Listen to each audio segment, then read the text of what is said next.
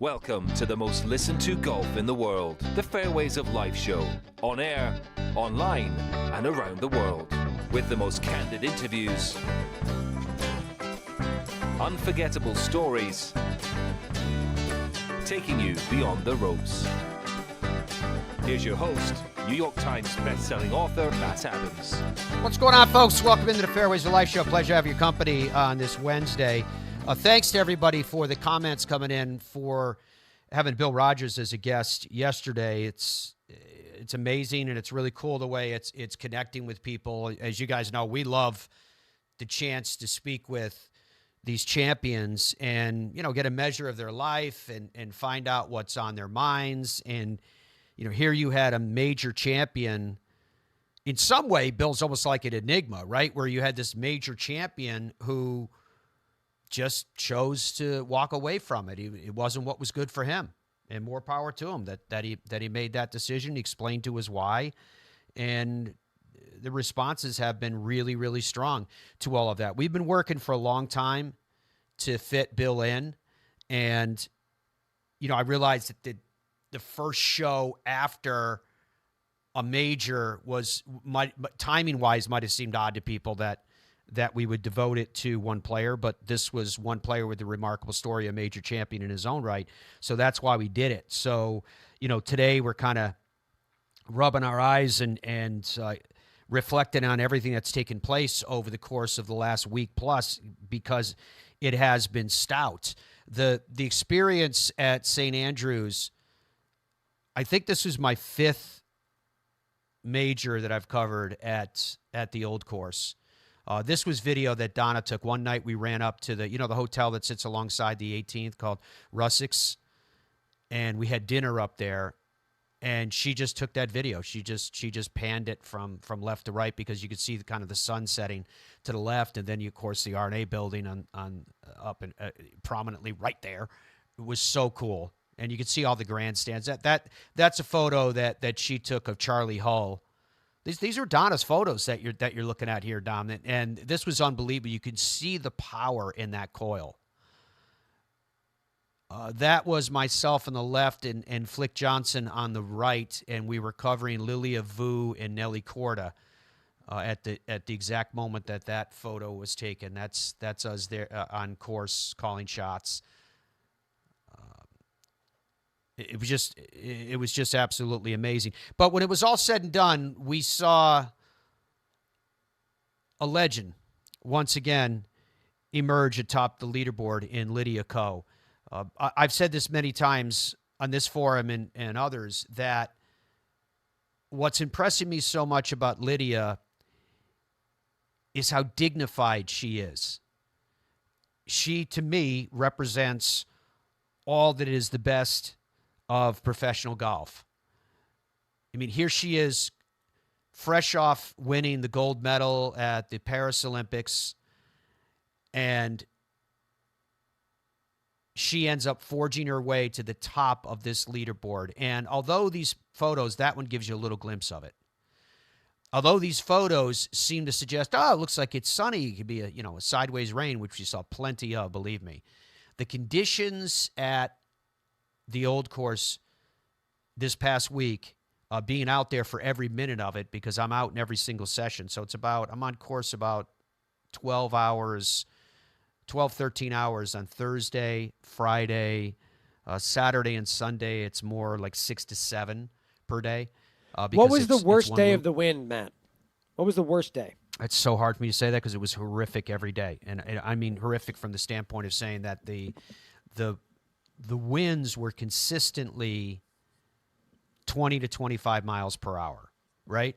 Yeah, but the gusts were like over 40, were they not? Gusts and that's the thing. And the way it's always presented to say, well, winds of 20 to 25 miles an hour, gusts that may exceed 40. So what the R&A did was they slowed down the greens, because at about 35 miles per hour, especially on tour speed greens, you can get oscillation, and they would have to call play. We had play called at these are men's opens in 2010 and in 2015. And in 2015, we had to finish on Monday because the wind was so stout. It was one day we couldn't play golf at all. There was nothing happening. We showed up at 6:30 in the morning. Play started, if I remember correctly, at 7. And that particular one at 15, I was following Dustin Johnson and Jordan Spieth. And we played for, I think, 90 minutes, and they called play for the whole rest of the day. Just, it was that bad. So at the women's, at this past Open, I would tell you, in retrospect, my opinion is they could have called play. And they could have called it on any one of the 4 days. Because of how bad the winds got, but because they slowed down the greens, they didn't have a problem of oscillation that was so overwhelming that they couldn't do anything else but call play. And then it would have been a question of when were they going to catch up anyway, because Monday was not a great day either. So, but what I was getting at with that was when people talk about winds of say 20, 25 miles per hour. It becomes much more stout when you get out on the point of the golf course by the estuary, the Eden estuary out there, because you've got a 6 green, approach to 6 green catches a little of it. 7 is where 7 and 11 cross. Think of like a big X. They literally cross each other.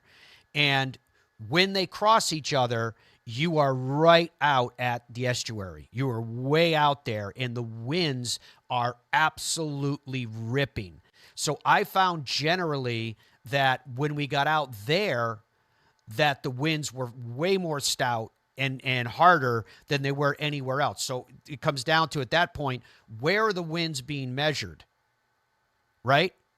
Now, the direction that we're looking is back towards the beach that you can see here off in the left. And, of course, this is the iconic 18th that everybody recognizes of the old course. So what I'm saying is that those so-called gusts were, to me, as consistent as were the winds that were the bedrock behind them at 20 to 25 miles per hour. So everybody was constantly getting buffered. There were times that it was hard to stand up. That's how significant that they were. And I'm saying all that not to lament like what we go through. Who cares what we go through? It's all good. We've got our, you saw in those photos, we're all bundled up and all the rest. We're fine.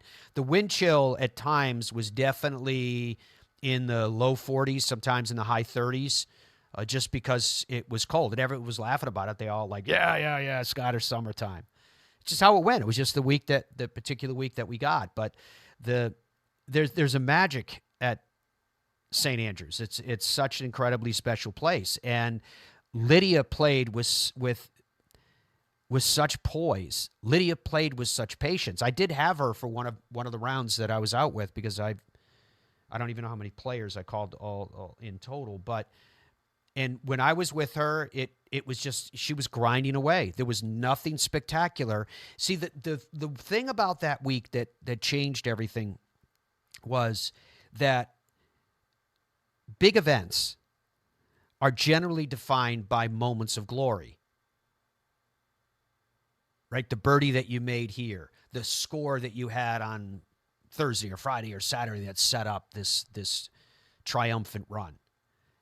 But in conditions like we had at the Old Course for the AIG Women's Open, this was very much about pars. This was about bogey or worse avoidance.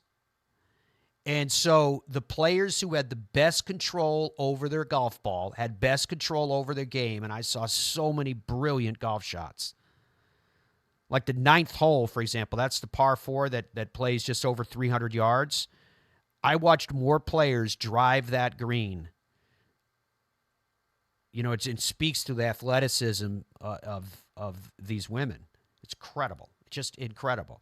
And so I think it's a gift to the game to have Lydia Ko emerge on a stage as prominent as the Old Course of St. Andrews. And while the conditions were rough, and they had to brave it, because not only were they the winds, the rain would come in. Even on a day like this, which you see, which is beautiful, for most of this day, we had rain showers all the way through. It's just as it was, the rains were forecast. You could see the clock up behind her in that photograph. That's about 20 minutes to 8. The forecast was that the clouds would part and it would clear at about 7 o'clock, which was just as I was assigned to the final group, which was just as the final group. I was with Shin and Vu. We're finishing up 18. It's like the skies cleared. this golden sunshine bathed the first tee to the left, you can see in that photo, and the 18th green, the R&A clubhouse. It was as if the golfing gods smiled. But every step along the way, they made these athletes earn everything that they got, every single piece. And there was an impact with draw. They always talk about that, Did you get to go to end the draw, the bad end of the draw? It was late early. That was the best. And even those players had to fight through so very, very much. So it was incredible. When Lydia finished up, of course, she addressed the media about, can I call it a whirlwind that she's been on? I think the gold medal and to the LPGA Hall of Fame. Now you're the AIG Women's Open champion at St. Andrews. Remarkable. Here she is minutes after she hoisted the trophy. It's been a crazy past few weeks. Something that was too good to be true happened, and then I honestly didn't think it could be any better, and here I am as the AIG Women's Open champion here this week, and obviously that being here at the old course at St. Andrews, it makes it so much more special, and I just loved being out there this week. I had a lot of family members here with me, and when I played here when I was 16 in 2013, I think I was 16. Yeah, I was 16. I don't think I got to really enjoy and realize what an amazing place this is. And now that I'm a little older and hopefully a little wiser, I just got to realize, what a historic and special place, this golf course is. And it's honestly been, such a fairy tale. And yeah, I'm on cloud nine, really. Yeah. Yeah, I said, what a time for it to, what a time for us to play that 17th hole, and for both Alexa and I to have parred that hole in those conditions. It was probably one of the best shots I've hit. On 15, I thinned my 3-wood into the green and hit into the bunker. So my biggest goal was to make solid contact, and honestly, it was so windy and rainy. I saw that the ball was heading towards the pin, but I had no idea that it was on that second tier. But yeah, in ways, because of the conditions, I could only hit one club. It was 3-wood or 3-wood, and the back was completely out of play because I couldn't reach it. So it was nice to just be able to hit make an aggressive swing at it. But yeah, that's probably one of the best punch shots or shots I've hit, coming down this stretch. I said he's one up on me. He won in Carnoustie with Anna, and now here. Paul is a very positive person, and I think when the conditions are tough or things aren't going your way, it's very easy for all of us to kind of just spiral down and be not a little bit negative, but he's always got a positive outlook on things, and obviously he has a lot of experience, growing up playing in Scotland, and he was telling me that one of the rules officials joked last week that they don't know how there could be any professional golfer in Scotland, with the weather. Nobody would want to play golf.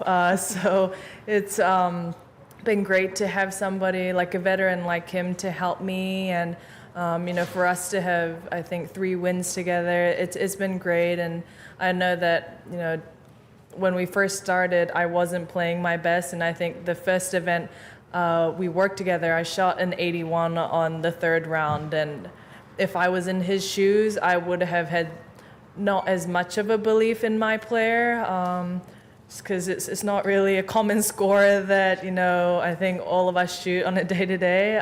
But he's stuck it out with me, and he has really believed in me, and I'm very grateful to have a team that has kind of been on this journey, no matter if I'm playing really well or not. I honestly, the only bit I remember of winning the Chevron Championship, the A&A at the time, is jumping into Poppy's Pond and holding my nose going down because I didn't want to get water up, up my nose. And that's about it. It feels like it was such a long time ago. I've had my fair share of ups and downs, in between 2015, 16 to 2024. And a lot of things have happened, and I think when things are going well, it's kind of hard to think about when you're not playing well, because all you're really doing is just enjoying that moment. And on the other hand, when things aren't going well, you feel like you're never going to get out of that lull. And I've been in both of those positions, and I thought, you know what, I'm very fortunate to say that I am a major champion and a two-time major champion, and so I've got nothing to lose in that sense. And my husband, I remember, asked me this like last year, and he said it was a very like aggressive question, but he was like, would you rather have our dog and not win a major again, or not have him and win a major? And I said, no, I want to have Kai, and because I'm really proud to say that I've won a major championship. Like, he's a new love of my life. So it's like I said, I won't even though I'm a golfer, and to win a major championship is probably the biggest thing for all of us. I said I wouldn't trade it, just even if that guaranteed me my third major win. And now I can say I have both, which is pretty cool. But yeah, it's difficult, and we're all trying to peak at the 5 majors, but it's hard to kind of time that. And how do you time that? You're just waiting for that moment. And of all the majors, I didn't think this one would be the one that I'd win for my third time, just because I haven't really been in contention very much. I said I told Money Pei Chen yesterday that I haven't really teed off at 2-something p.m. at this championship before, because she asked me, like, do you guys always tee off this late? And I said, I don't know. I haven't really teed off this late before. So it's just, of them all, I probably thought my chances would be the slimmest. But I had so much fun this week, and I just really enjoyed it. And sometimes when I hit like bad shots, I just laughed, because that's all I could do, and just was trying to salvage the par from there. So I think I had a different perspective on how I played this golf course, whereas normally I think if it was this windy, I would be complaining about the draw or the wind or all of that. Absolutely amazing stuff. Take a look at the career summary for Lydia Ko. She's won 21 times now on the LPGA, 29 times throughout the course of being a professional, 3 major championships. She has earned her way, and this is freshly minted. It's still warm from the oven, the LPGA Tour Hall of Fame, as well as a 2024 gold medalist from Paris. In 2020, she won the bronze medalist. That was in Tokyo. In 2016, she was a silver medalist in Rio. She's a 2-time LPGA Tour Player of the Year and LPGA Tour Rookie of the Year in 2014. That's one of those graphics that when Andrew's trying to put it together, there's actually more to choose from significantly than whatever you end up putting on that board. It's Matt, can I ask you a question about the Women's Open? Yeah.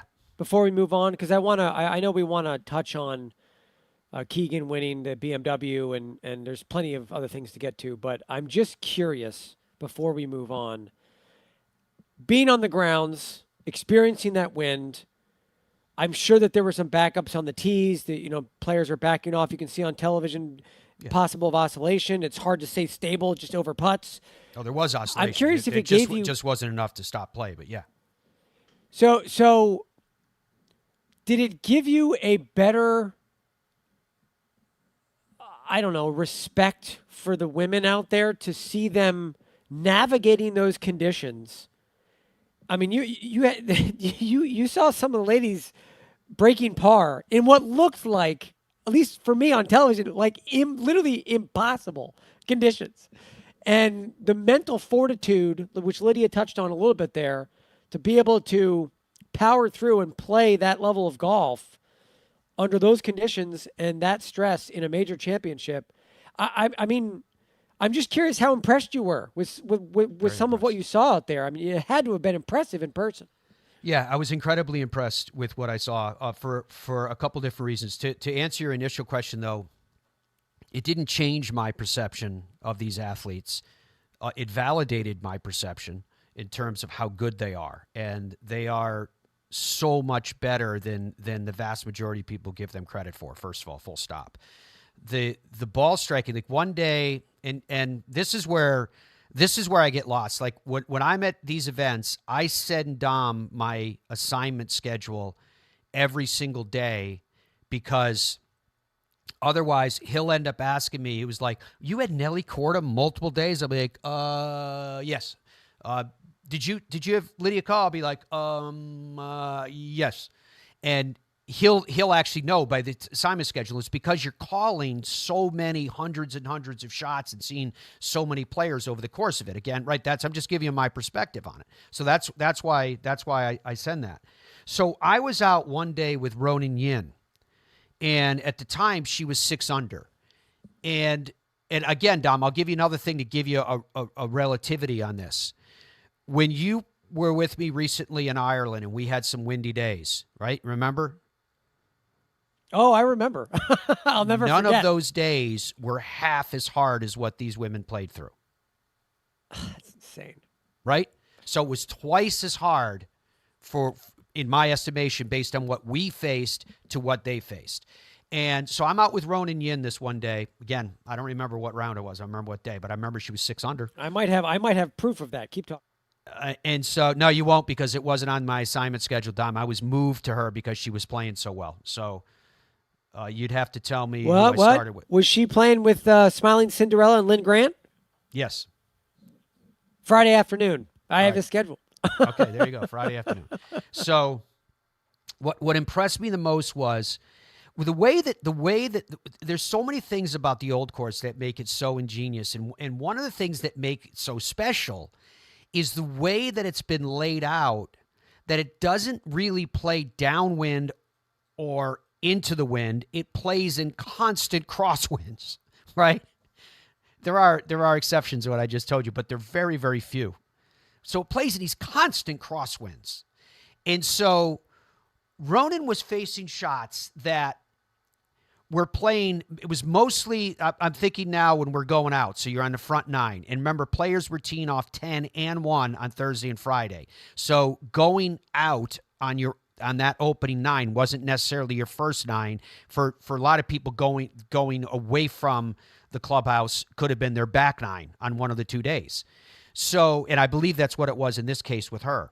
So she's hitting shots. Every single shot that she's hitting has a wind that is ripping from left to right. Now, if you're a player that plays a fade, that's a really tough wind. A really tough wind. So, but what impressed me about watching her ball striking was that when she was on this burner, every shot she hit, now we're talking about crosswinds. I'm going to give you an average of 30 because you had the standard winds, which were up about 25. Then you had the gusts at about 40. So I'll say the average was 30. It's still too low at average to be giving you because gusts impact a lot more than standard. But it looked like she was hitting a 2-yard draw on every shot. The wind was from the left, and it looked like she was hitting a 2-yard draw on every shot. That's how good she was controlling her ball striking.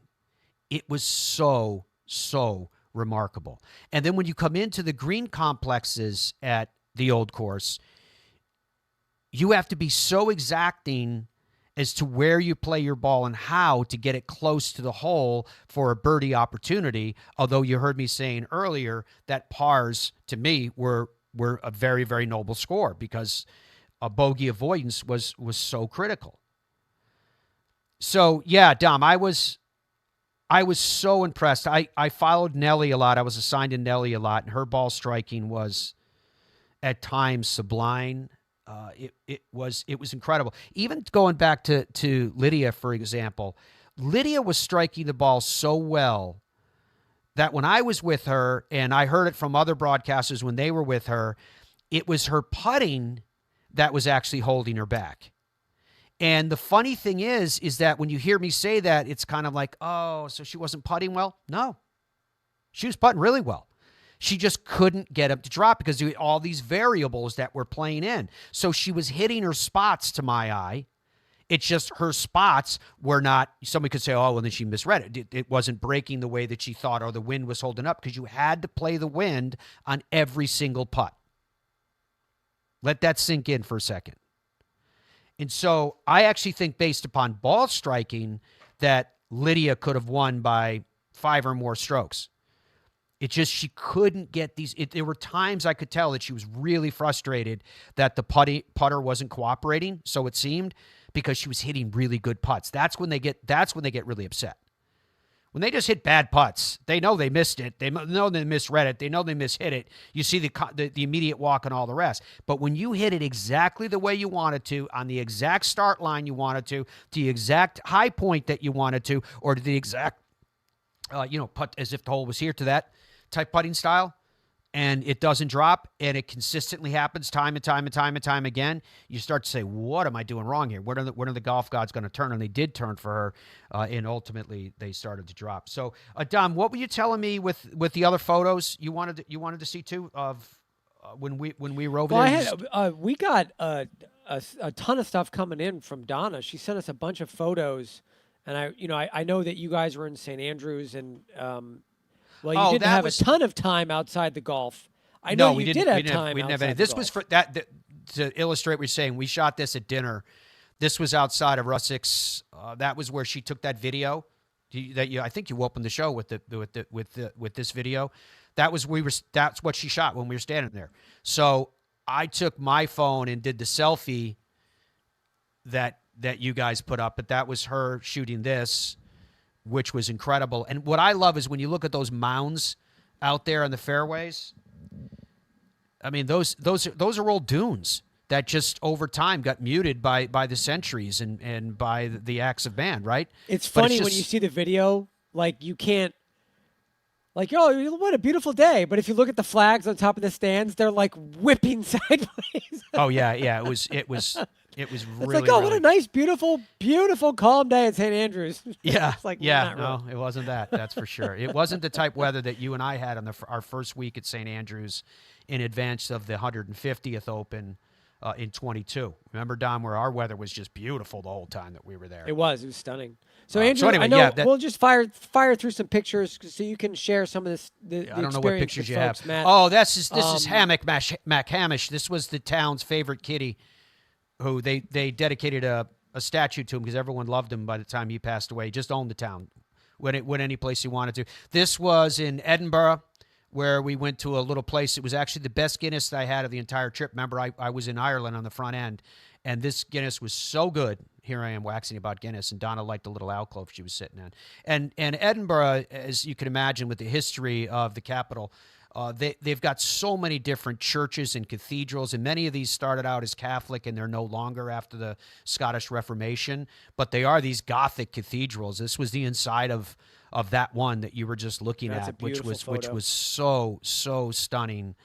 And then, the stained glass, it's just all of this. Now, that's not the original stained glass. That's the new edition. That was put in probably around the year 1600-ish, somewhere around there. Yeah, new edition. And so behind us there is the Edinburgh Castle.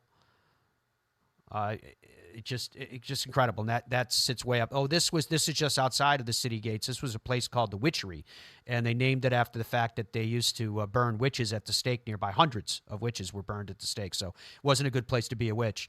But this was a restaurant that we ate at. It was great. That's Amy Bolden, and that's Cody McBride Cody's from No Laying Up, and we were out together in the final round with the final group. So they were my analyst, so it's really cool. All right, more of the Fairways of Life show coming up on this Wednesday. Love having your company, folks. Hope you guys are doing well. I'll check in with Dom when we come back about whether it was a question of the day, whether he's hearing anything from you guys. The Fairways of Life show is presented by the PGA Tour Superstore, number one golf retailer, coast to coast, opening up new stores all the time. We love them. And I think you will too if you haven't already been to one. Take the time to do it because you're shopping with the pros, people that know what they're talking about. Absolute experts. PGA Tour Superstore. I got ball fit in 2000, went on a little run.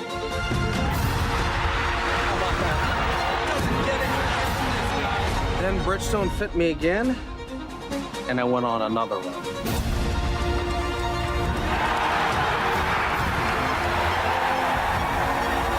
I just got fit again for the new Tour BX. The ball fitting's been helping me. Will it help you? PGA Tour Superstore pros aren't born. They're made. Every January, hundreds of associates talk to the top manufacturers, learn about the latest clubs, test the newest equipment, log thousands of hours of training, and together, hit over 100,000 balls, all so they can get you the perfect fit. I think when you're training for other sports, or why most people go to the gym is so that they can have muscles and be strong and be healthy. And a lot of the reason why they struggle to play golf is their body doesn't move properly for them to be able to hit a golf ball. And when you're training for golf, it's a little bit different because you're focused more on flexibility and mobility and being strong in motion. When you're able to kind of have a warm up and have a workout routine and kind of gradually build up to where you're training your body to move properly, yeah, you're going to get a lot of big dividends on the golf course.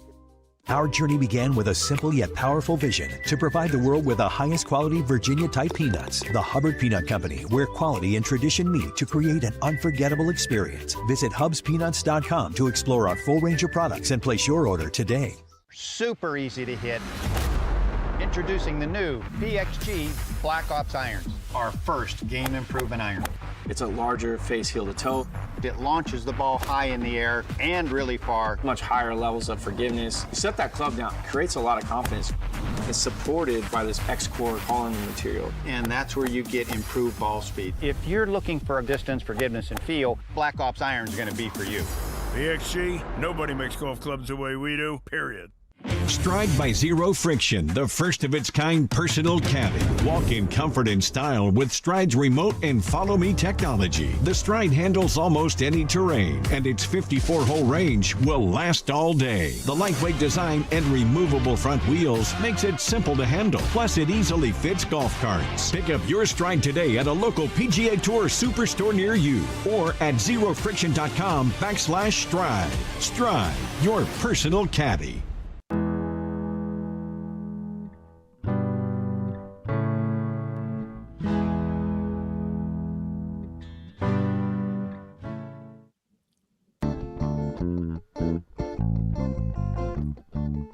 Welcome back to the show. Matt, I want to just quickly share my question of the day, read a couple comments as we wrap up all around the Women's Open. I know we got to get to the BMW, but my question pertains to the Solheim Cup.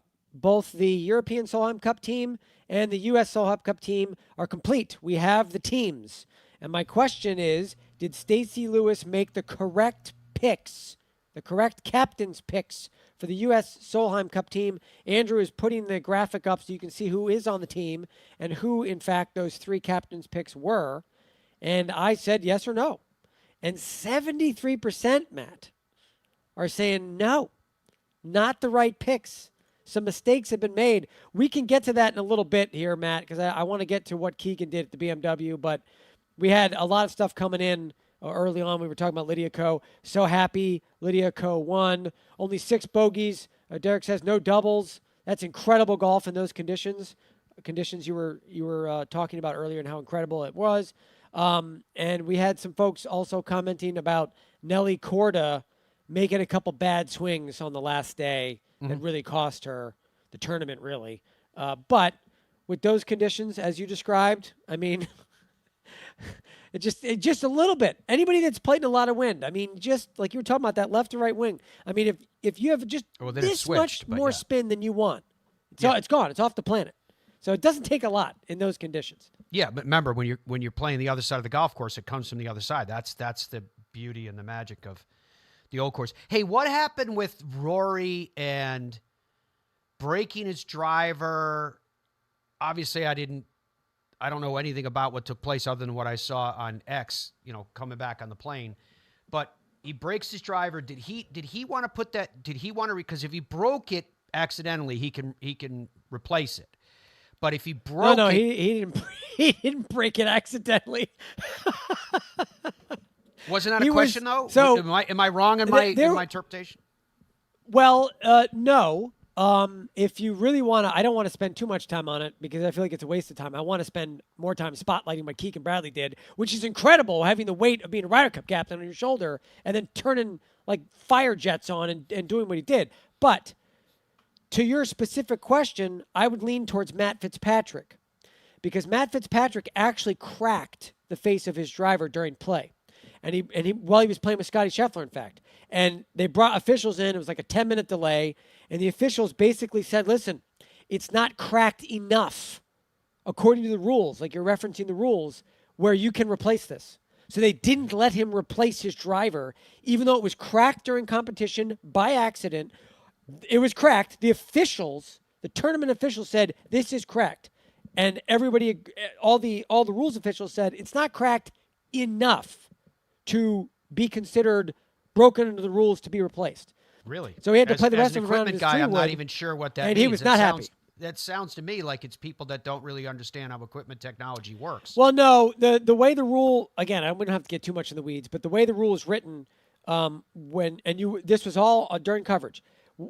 Didn't know when anything you would about run this. your fingernail through it, you could feel the crack and you could see the crack with your fingers, but it didn't protrude in or out.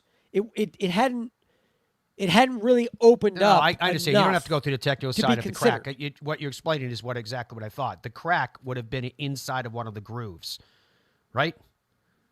You know, No, I don't think so. I think it was up and down, sort of perpendicular to the. That makes it even worse than where I was going. Because the way that a club face works is it uses what's called COR, coefficient of restitution, and so the legal percentage according to the USGA and RNA is between 82 and 83%.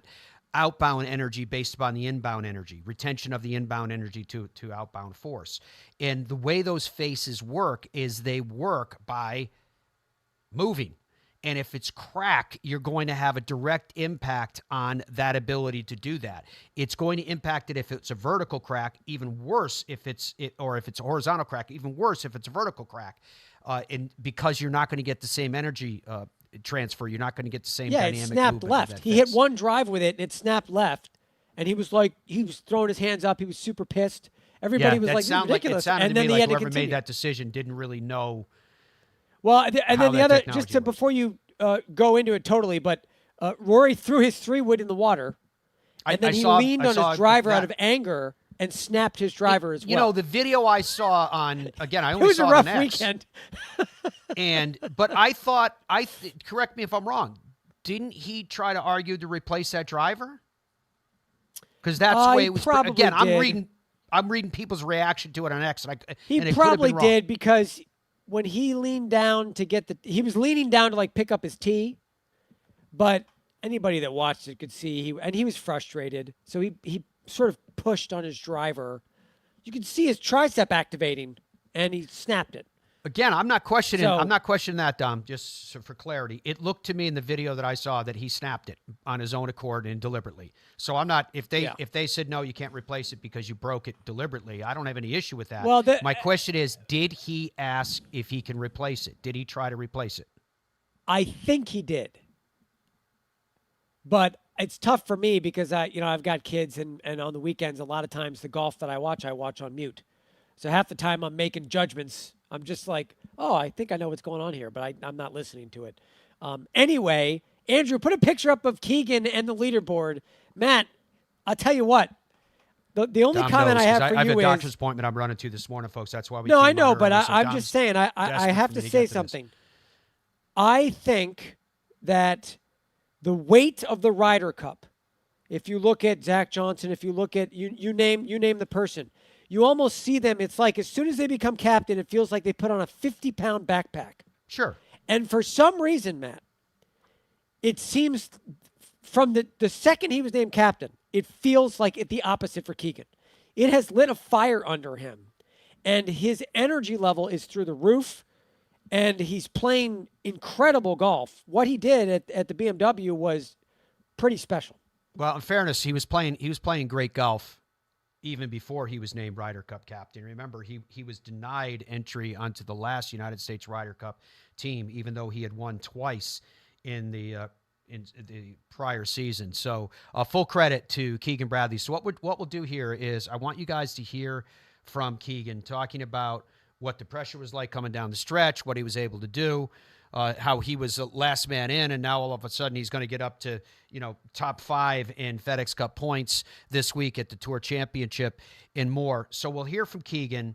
We'll quickly go to break, and when we come back, we'll stack up sound for you guys coming from Xander and Scotty and Victor and Ludwig, all in advance of what's coming up this week, and I'll be able to get to my doctor's appointment, which I haven't been able to get to because of my travel today. So let's start, first of all, with Keegan Bradley, talking about, again, pressure coming down the stretch, talking about from the outside looking in, which seems to be kind of a microcosm of his season, at least from the standpoint of where he's allowed to be. He's now the captain of the United States Ryder Cup team. Here is Keegan.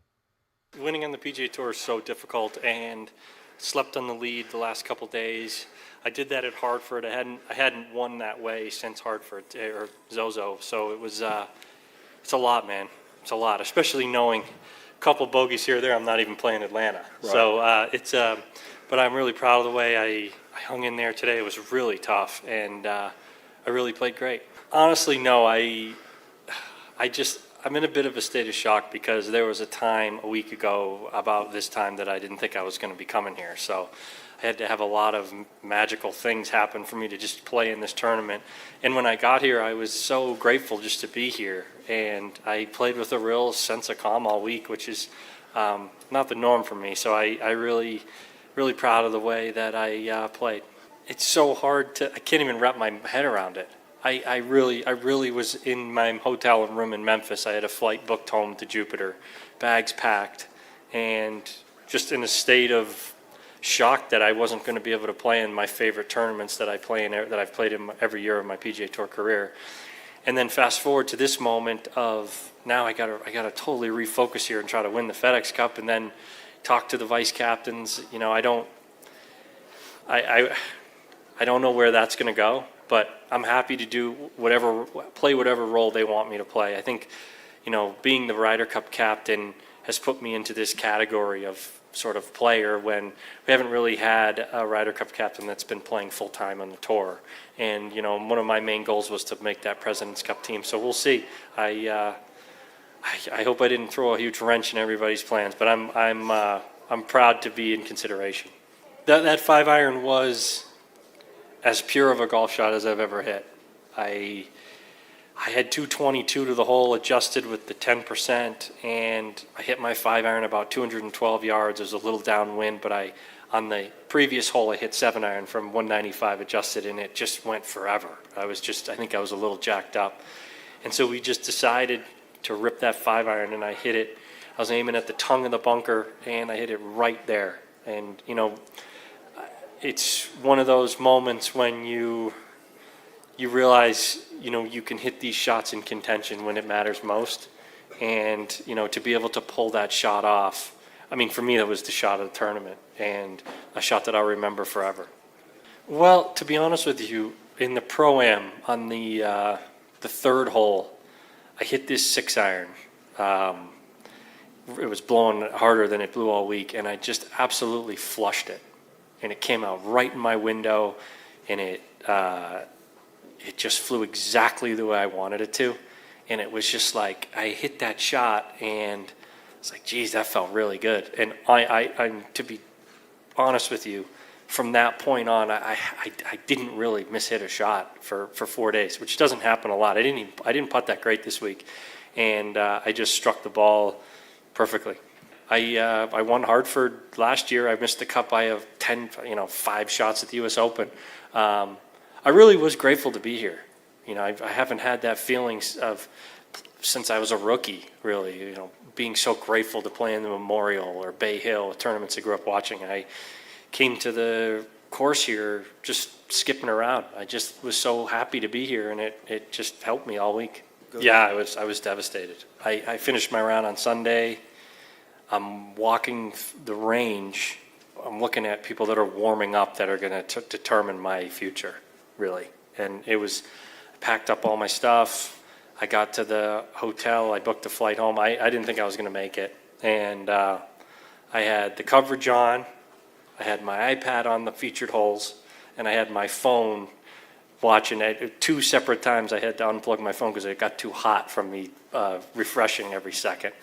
And it was just, I was picturing my next year of, not knowing where I was playing. It was going to be tough on my family, tough on me. I was really disappointed that I wasn't going to be out there with the guys with the Ryder Cup coming up.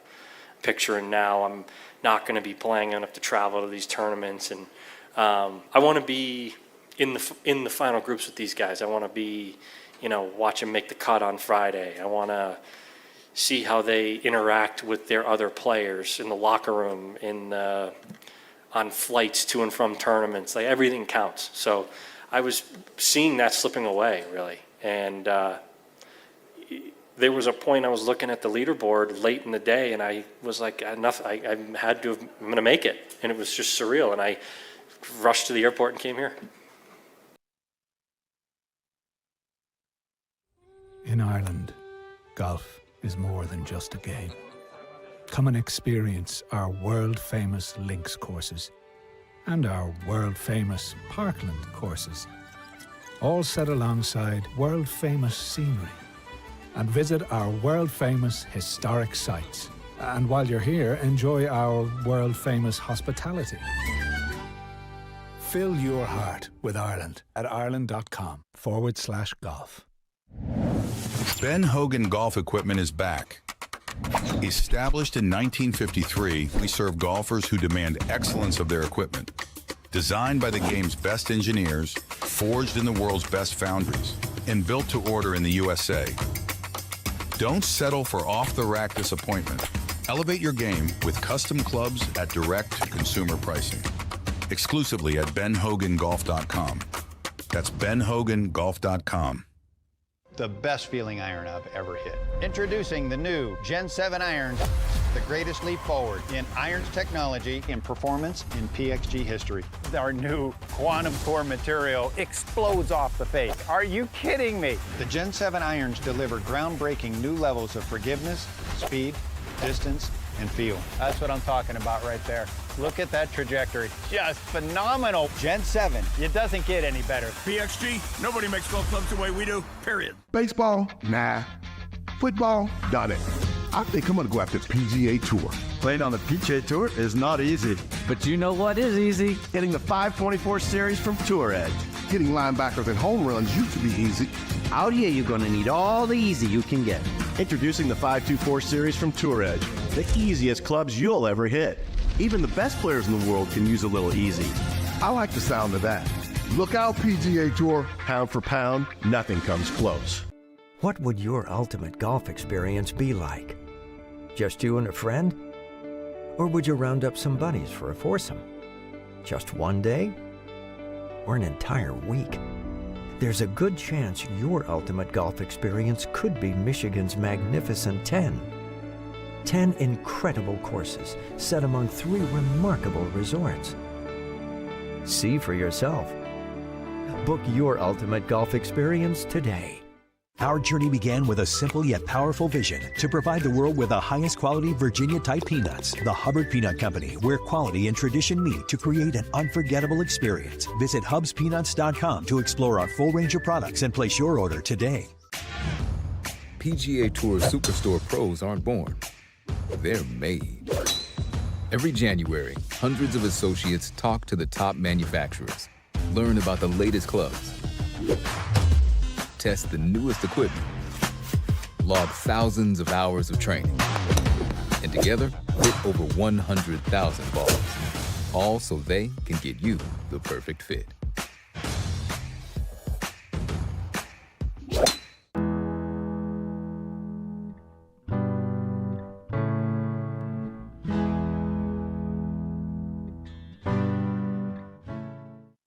It's definitely interesting. I mean, it's a basically new golf course from what it was before. It's not really at all the same.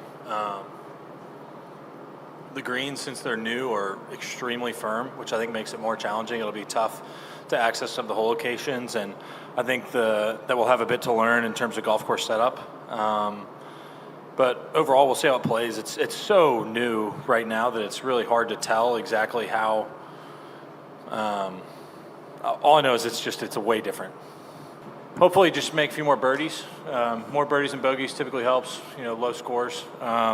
As far as the tournament goes, treating it like every other event. Not focusing on the starting strokes or anything like that. Just going out there and trying to execute and do my best, and not really thinking too much about the results.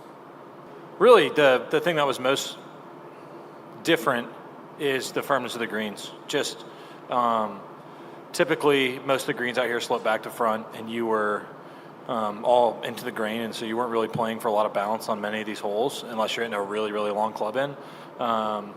And now, they are extremely firm, especially the par threes. The par threes, I think, provide the most challenge because the run-ups to the short of the greens are still fairly soft, and so if you land it short, it's probably not going to be bouncing up, and if you land on the green, it kind of just hits and goes, and so there's going to be a real challenge to that. You're going to have to hit some shots that are pretty extraordinarily high in order to hold these greens. Yeah, I would agree with that. I think everybody's dealing with a little something at the end of the year. Like you said, it's been a long season, especially now with the way the new schedule is. It's really is a sprint to get here. There's not really places in the schedule to take large breaks. You have the beginning of the year where you're kind of getting, warmed up in a sense, even though you pretty much got to start the year ready to go. But then, March you have the Players, April Masters, May PGA, June US Open, July you have the Open Championship, and then you come to August and you got the FedEx Cup playoffs. So there's really not a time of the year where you're taking a break until, for us, after either the President's Cup or Ryder Cup. And so it definitely is a lot of a sprint, and I'm sure people got little aches and pains, but didn't play all year to just get tired at East Lake and kind of just throw in the towel. So, it's good competition this week. I think the golf course is going to be pretty challenging, and it should be a fun week. It depends how you want to describe it. If you want to just have a player that's playing the best at the end of the year, I think that the playoffs will definitely identify that player. In terms of the season-long race, it's not always going to be the guy that plays the best the whole season. It's going to be the guy that plays the best in these playoff events. And that's really what you're identifying, is the guy that plays the best in these last three events. And it's a format that's changed a bunch over the years, a few times, in terms of when it first got started, you had, a year where I think it was Padraig Harrington won 2 majors and maybe didn't make the BMW, and I know he didn't make this tournament. And so arguably it wasn't really a great setup then, and then you change the points to be a little bit less valuable in the playoffs, but you still see a lot of volatility. Like you look at a guy like Keegan Bradley, who shows up last week and has a great week and wins the tournament, and now all of a sudden he goes from not being in East Lake to having a really, really great chance to win the FedEx Cup. And so I think it provides a little bit of volatility, which is good for the fans, and I think it's also good for some players that are at didn't have their best years leading up to get into the playoffs and all of a sudden turn a year that's not their best into, somewhat of a career year in terms of winning the FedEx Cup. So a lot of volatility, but at the end of the day, golf is golf, and the easiest way to solve an issue that you don't like in the game of golf is to play better. That's really all it comes down to in our game is, at the end of the day, if you play good enough golf, it will take care of itself. It's just new. It's firm, it's fast, needs to settle in. It's a very brand new. I'm not huge in agronomy, but I've played some new courses before, and they're a little bouncy, and however it was designed to be played, it's going to be a little bit different, for the first 2 years, just because it hasn't settled in. Kind of a half glass half full guy, so I've played a lot of new courses this year that I've done okay at, and this is a brand new property. It's literally the bunkers are new, the grass is new in the fairways, the greens are new, the grass on the greens are new, the runouts are different, the slopes are different. I think the only thing that's the same are the directions of the hole. So whatever record I had is the past. I have no memory or anything really on any hole to go off of. Not even the tree I could aim at that I used to aim at. It's just that different. So to me, it's got the same name. It's East Lake Golf Club. It's in the same property, similar square footage, but that's about it. You try your best to fill that, or at least I'm trying my best to fill that bucket up, whether it's trying to go to bed an hour earlier or eat dinner an hour earlier, or just try and chill out just a little bit more. I like to think chilling out is one of my strengths, but it's the same battle for everyone this week and their caddies. We're learning a brand new property, and there's a lot to play for. And what was sort of like we made it to East Lake, we can kind of chill on Monday because we know everything about it is no longer, Scotty and I were going out back-to-back on Monday afternoon to play 9 holes to try and see what's going on. Probably the wrong person to ask for that question, to be completely honest. As I get older, I've sort of learned that I'm a little more traditional, maybe more blue collar. I'm not really big in social media. I'm a big fan of sort of, it's not my jam, I think influencers work really hard to put out content, and I could never do it personally. And my message is always in the dirt, and for them it's pumping out content and putting their face out there and doing their thing. And I know it's a lot of work to do it, and it gets tiring and things like that, but if it's going to bring more eyeballs to golf, I think it's a good thing. But the whole sort of social media influencer thing is, I'm going to leave it to everyone else, that's my age or a little younger, because they're just way better at it. I haven't really paid attention, to be completely honest. I've been a little busy with my head in the sand, as I said earlier this year, or last year or whatever. I really have been focusing on my own stuff, and I have not sat and asked a single person, how's the tour doing, because I just care how Xander's doing, and that's pretty much it. I got ball fit in 2000, went on a little run.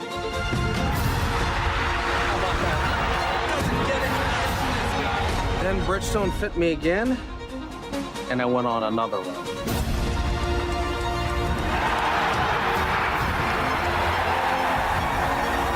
I just got fit again for the new Tour BX.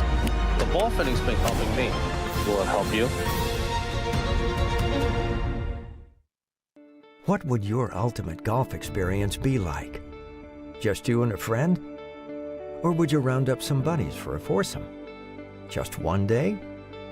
Or an entire week? There's a good chance your ultimate golf experience could be Michigan's magnificent 10. 10 incredible courses set among 3 remarkable resorts. See for yourself. Book your ultimate golf experience today. I think when you're training for other sports, or why most people go to the gym is so that they can have muscles and be strong and be healthy. And a lot of the reason why they struggle to play golf is their body doesn't move properly for them to be able to hit a golf ball. And when you're training for golf, it's a little bit different because you're focused more on flexibility and mobility and being strong in motion. When you're able to kind of have a warm up and have a workout routine and kind of gradually build up to where you're training your body to move properly, yeah, you're going to get a lot of big dividends on the golf course. Super easy to hit. Introducing the new PXG Black Ops irons, our first game improvement iron. It's a larger face heel to toe. It launches the ball high in the air and really far. Much higher levels of forgiveness. You set that club down, creates a lot of confidence. It's supported by this X-Core column material. And that's where you get improved ball speed. If you're looking for a distance, forgiveness, and feel, Black Ops iron is going to be for you. PXG, nobody makes golf clubs the way we do, period. Stride by Zero Friction, the first of its kind personal caddy. Walk in comfort and style with Stride's remote and follow me technology. The Stride handles almost any terrain, and its 54-hole range will last all day. The lightweight design and removable front wheels makes it simple to handle. Plus, it easily fits golf carts. Pick up your Stride today at a local PGA Tour Superstore near you or at zerofriction.com/Stride. Stride, your personal caddy. Every January, PGA Tour Superstore pros meet every manufacturer, learn about the latest equipment, log thousands of hours of training, and together hit over 100,000 balls. All so they can get you the perfect fit.